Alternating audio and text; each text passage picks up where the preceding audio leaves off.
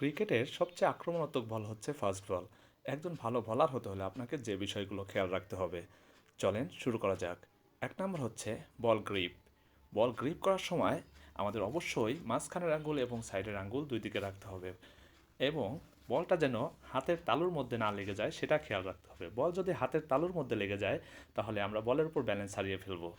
Number 2 হচ্ছে run up.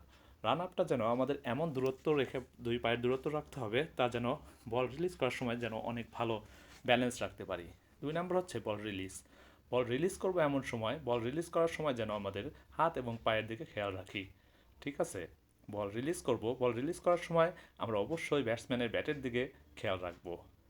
Number 3, বল বা practice. আমরা প্রত্যেক দিন বল প্র্যাকটিস করব আধা ঘন্টা করে এবং বল একটা স্ট্যাম্প দাঁড় করে বলের প্র্যাকটিস করব, তাহলে আমাদের বলের উপর কন্ট্রোল থাকবে। 3 নাম্বার হচ্ছে আমাদের হচ্ছে বলিং প্র্যাকটিস বেশি বেশি করতে হবে, প্রত্যেকদিন আধা ঘন্টা প্র্যাকটিস করতে হবে। তারপরে এক্সারসাইজ। এক্সারসাইজ রেগুলার না করলে আমরা ভালো বলার হতে পারবো না। ঠিক আছে?